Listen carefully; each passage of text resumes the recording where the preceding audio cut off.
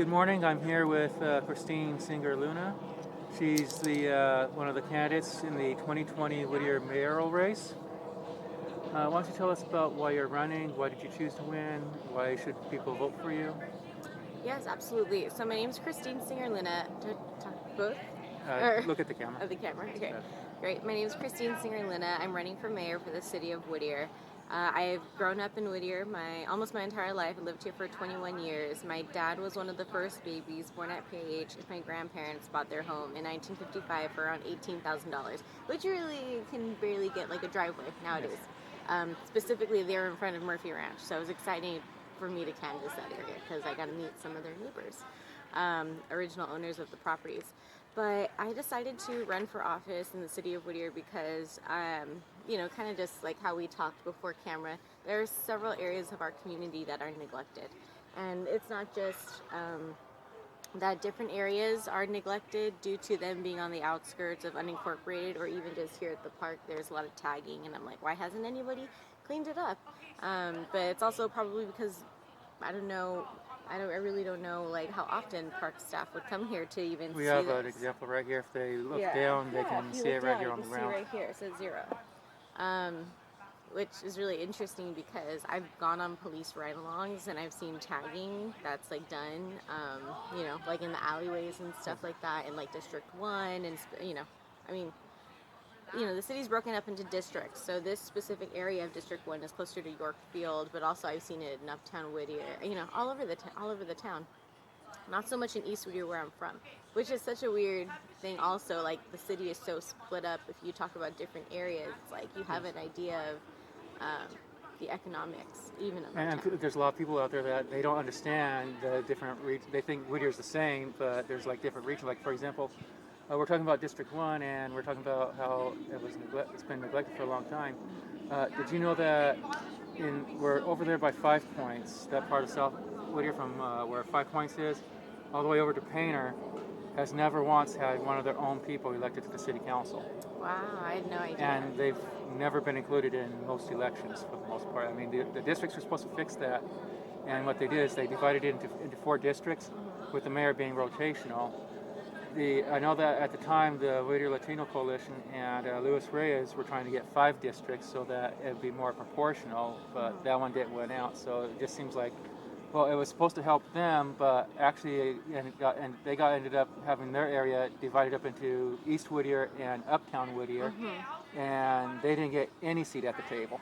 Right, exactly. So I am not from those areas, right? But I have friends that I grew up with that are like, went to Cal High, Mulberry Elementary, East Whittier. Like, I know these people. Same So, schools I went to. oh, really? All of them? Yes. Oh, how fun. My first school was actually Mulberry, and then cool. East Whittier Middle School, and then Cal High for like half a year, and then the rest of the time I was over here at Whittier. Oh, how fun. Oh, fun fact. I didn't know that. I started at Ocean View, like first, second, and third grade, and then went to Mulberry. Let me rephrase that. Okay. I went to Ocean View first, and No then I went to way, Mulberry. Rebecca. Yes. Oh my God, how funny. Kindergarten back in 1979. Oh, very cool. That's when my dad graduated from Lucerna, 1979. So, but anyway, to kind of just get back, I think it's 4 districts and the mayor is an at-large election, so not rotating. But I just decided to run because I have a podcast called What's Up Whittier, and so 2 years ago we were interviewing people who are running for office, and I'm like, everybody has such great ideas, but there needs to be a way to get that out more, and we need to have a very gregarious, courageous leader to deal with all of these tough issues going forward. I don't think that our city has been prepared for what we're at right now, and I'm all about prevention. A little bit of fun fact about me, I am a certified health coach from the Institute of Integrative Nutrition, so everything I do is about prevention. Like, actually, I exercise for prevention. My parents have medical issues. I eat well because I know that I am prone to like having high blood pressure or diabetes or anything like that.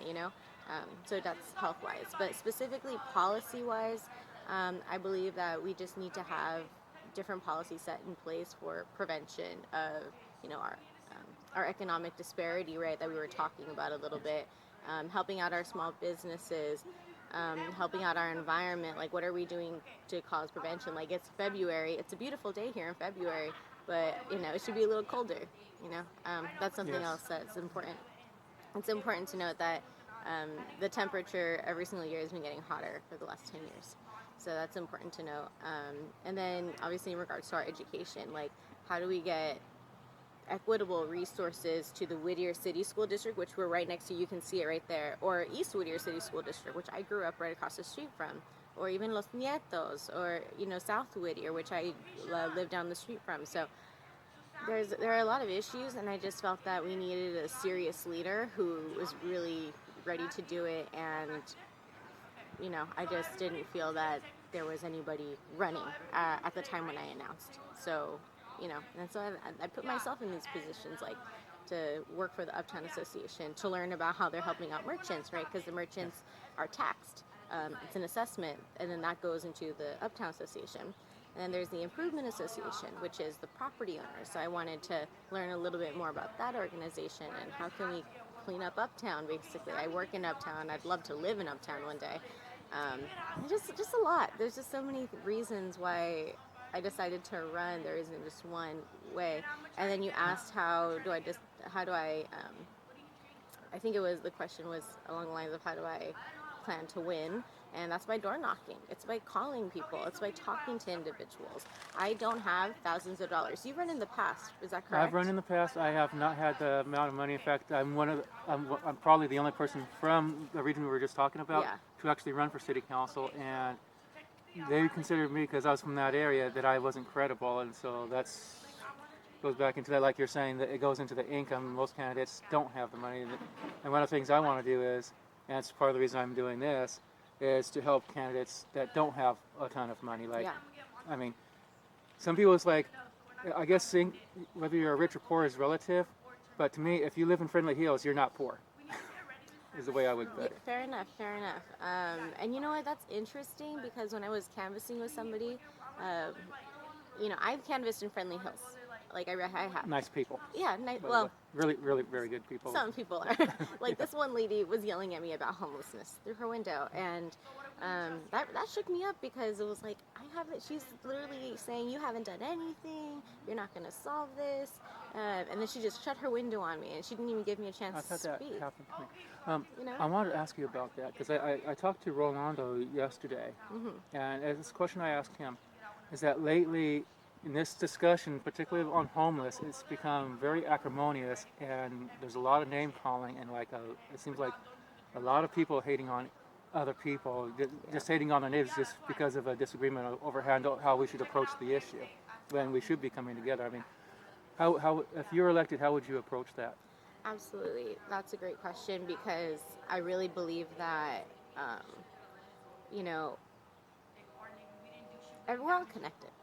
We are all connected. Okay, this is gonna sound very, very spiritual. So I'm Jewish. Fun fact. I'm part of the Temple Beth Shalom of Whittier. But it also it's like body, mind, spirit. So how do you connect people that are so, people are hurt, people are in pain. That's why they name call. That's why they project feelings and emotions. Like, if you go on Nextdoor, you'll see what I'm talking about. I've seen it. Yeah, yes. Of course. Even on Facebook, sometimes people will resort to that, and it takes kind of a brave soul to even go on there and defend somebody, to defend something, because then you have a bunch of other trolls that are going to attack that person. So I think that part of it is there's a sense of safety behind a screen.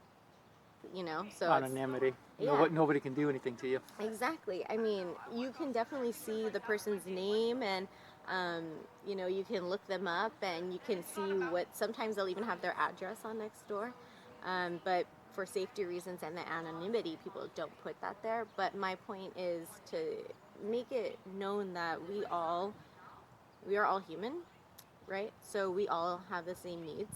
We all deserve food, shelter, water. There was a time when we were a communal group of people, right? Humans, we're tribal people. We've always meant to be together. We're not meant to be in concrete boxes. This is really, really heady kind of stuff.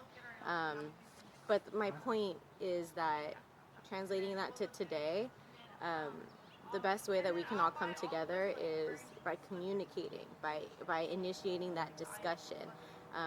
One thing that I'm always in favor of, maybe just because I'm Jewish and I like to eat, but is breaking bread. right? Yes. That's a great way of establishing trust with an individual and establishing, um, like, it's, I don't know. I mean, one thing that I always say is that if I'm driving down the street and I see that you have a bum tire, I'm not going to go out and ask you if you're Democrat, Republican, homeless, not homeless. I'm going to ask you if you need help. You know what I mean? But that's, again, just the type of person. That's how it used to be, but it seems like things have changed for the worse. Right, and I think that part of it is it starts at the top. You know, I'm really grateful that we have a new city manager. I met with Brian Saki, who's really great. He has really interesting ideas, and he also is in favor. Like, we have similar styles of leadership in that it's about collaboration and that it's about innovation. It's about looking outside of the box that Whittier has put itself in. I'm not thinking about. I'm not trying to reinvent the wheel here. I'm just looking at what other cities have done successfully and how can we bring that to Whittier.